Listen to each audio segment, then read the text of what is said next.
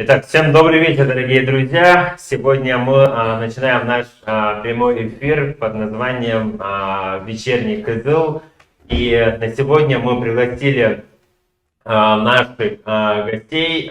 Первый это у нас будет Аман Одун.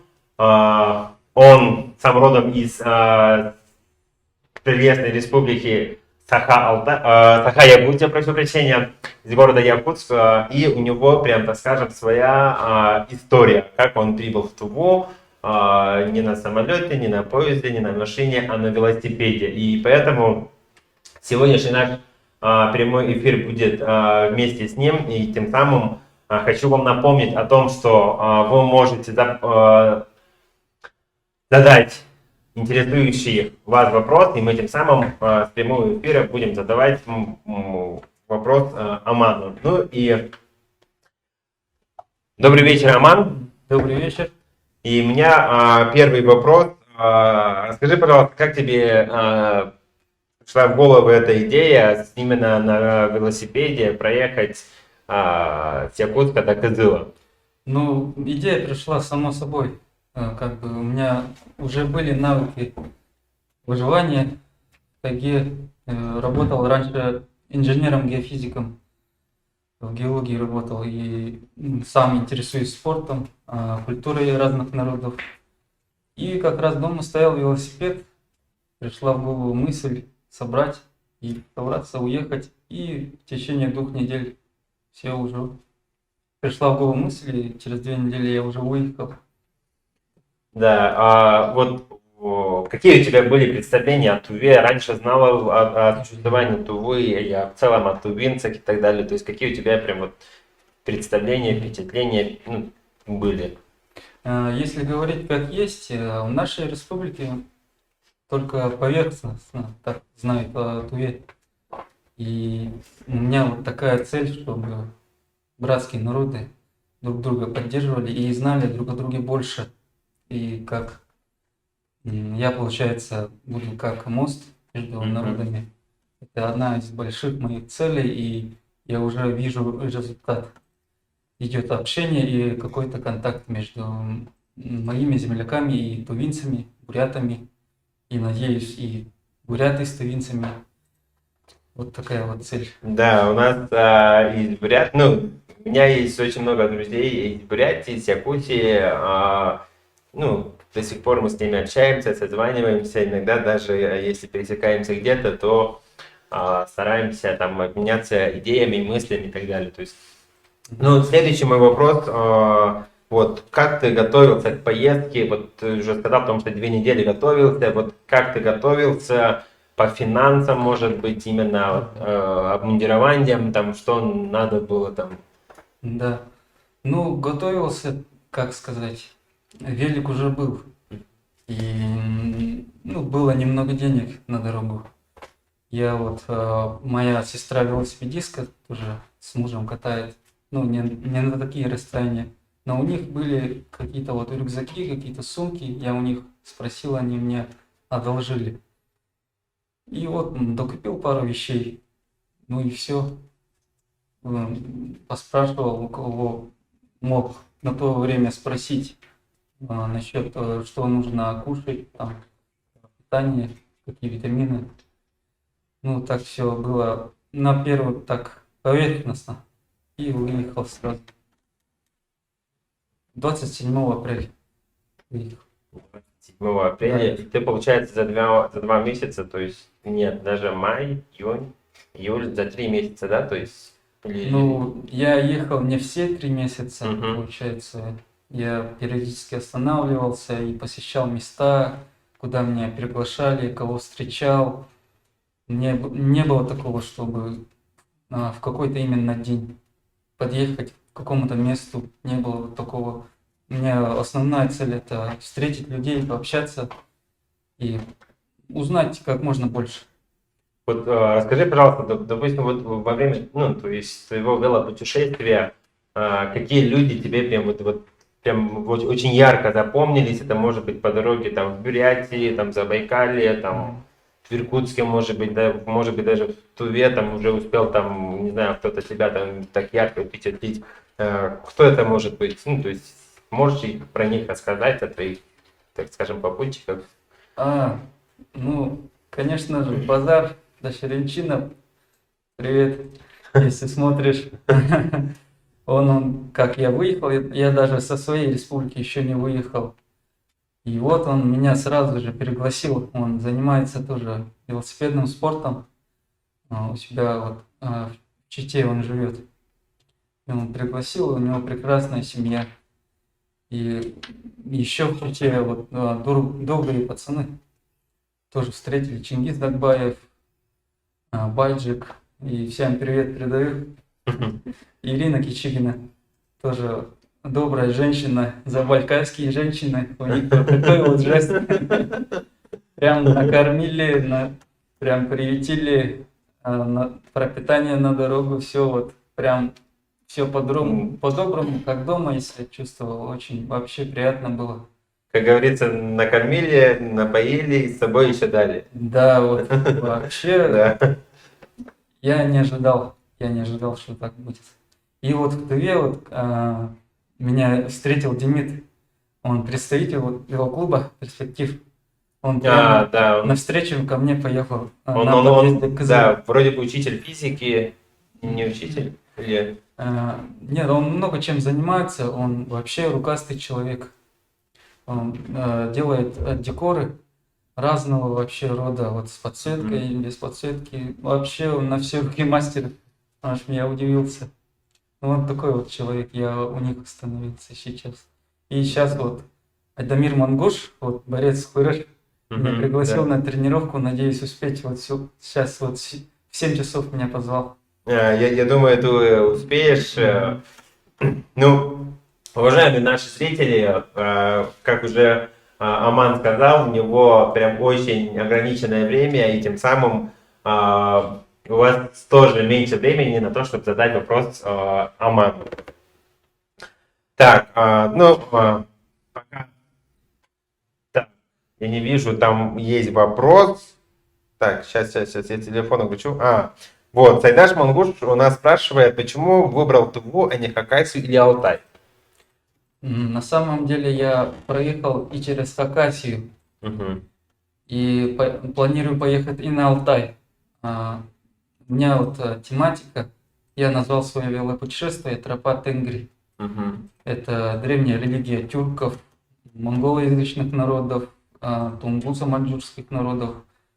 В общем, это общий нас факт того, что объединяет нас всех. Наша древняя религия. И мне самому очень интересно поизучать и посравнивать. Я уже вот нашел какую-то связь.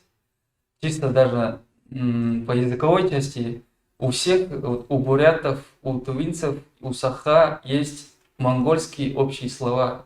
Да, Тюрген, быстро. Да. У всех есть, и у бурят, и у монголов, и у тувинцев, у саха, у всех есть. Это очень интересно. Ну и цифры еще по якутски, там перекюсь. Да, и так далее. без Алтасета. Да, Вот. ну тоже получается, здесь очень много, в основном цифры и так далее. То есть. И вот следующий вопрос, сколько вам лет и чем занимаетесь в целом по жизни? Мне 27 лет. По специальности я, как уже говорил, горный инженер-геофизик, но уже давно не работаю. С 2019 года я уже путешествую по Юго-Восточной Азии, 9 стран посетил дикарем, с рюкзаком ездил разно. Тоже на велосипеде? Нет, просто с рюкзаком, автостопом, автобусами, прям паромами, чем угодно прям. Перечислите, пожалуйста, какие эти страны были? Малайзия, Индонезия, Сингапур, Китай, Филиппины, Камбоджа, Вьетнам, Южная Корея. Ну, вроде как все, да, вот страны. Вот я посетил. И вот какие из них больше всего понравились, какие еще меньше всего понравились из этих стран? Больше всего понравились Малайзия и Индонезия, остров Бали. Прям Конечно, советую Бали всем, прям. мой рекомендацион, можно сказать. Самое вот такое место, где вот все тусовщики со всего мира, концентрация вот такая на острове Бали. И Малайзия, у меня там много очень друзей, мусульман, малайцев, китайцев, индусов, много друзей. И, ну и в Китае тоже очень много друзей осталось. Сейчас общаюсь до сих пор. А вот как из этих стран, то есть какая страна меньше всего понравилась? Меньше всего понравилось. Ну, не хочу вот об этом говорить на самом деле. Но Ну если ладно, пусть раз- это, да, остается секретом. Мгм. Я надеюсь, что все наши телезрители, в том числе и мы, тоже, если будет там возможность, желание, тоже проехаться по этим же странам и на себе ощутить, так скажем, разницу, что больше понравилось, что меньше всего понравилось. И вот еще вопрос, какие трудности были по дороге в Туву? Трудности были, ну, из-за незнания про питание спортивное и что вообще кушать. И мало вообще опыта. Это мой первый опыт вот такой поездки. У меня начали болеть колени, было истощение, прям похудел, вот я вот на килограммах, наверное, на 10 худел, чем раньше. Вот сейчас прям Так что тебе надо наесться, знаешь. я уже вот Вернуть уже эти 10 столько килограммов обратно. жрав, уже покушал, барана зарезали, все уже процесс идет. Мгм. Вот это моя была основная трудность. И велосипед постоянно ломался, он был такой простой, чисто ездить по городу. Не предназначен для таких Ну, дальних для поездок. горной и не такой, да? Да, вообще обычный велосипед был. Мгм. Из-за этого он часто ломался, и постоянно по дороге чинил. Ну, у тебя, получается, там с собой были инструменты, Да, с собой там, все инструменты, запчасти, спальник, палатка, вся кухня. Вот и ну, все. вся кухня это что там входит, там кастрюля, тарелка, ложка, Газовая вилка. плитка, ложка, вилка, кастрюля и чайник такой. Все вот Мгм. маленькое и легкое для легкоходный туризм. Ну, мгм. Да, ну, следующий наш вопрос. Вот какие дальнейшие точки маршрута у тебя в планах? Ну, то есть, куда планируешь еще дальше поехать? У меня нету четкого плана. Меня вот сейчас пригласили в несколько улусов, кужунов, Мгм. вот тувинцы. Я вот хочу как можно больше посетить. Нету четкого плана. Так, Сейчас а- конкретно есть возможность посетить тот же и Тескет. Надеюсь, все получится организовать. Вот, тогда молодежь Тоdzинского района, Кажуна и Тескемского Кажуна, то есть у вас есть тоже возможность встретиться с Аманом вживую, узнать и у него, ну, так скажем, с первых уст о нем, о Якутии, о его путешествии и так далее. И поэтому молодежь Тодзинского района и Тескемского района призываю вас к тому, чтобы ну, даже готовить велосипеды и вместе с Аманом проехаться по своим районам, так скажем. И Да, это- я буду рад вас встретить. да, и это было бы очень замечательно. Да, на память. Вот, а что тебе понравилось еще в целом, не знаю, как приехал в Туву, либо в Кызыле, вот что тебе вот самое понравилось? Может быть, там... Ну, понравилось. На самом деле, очень много удивило меня.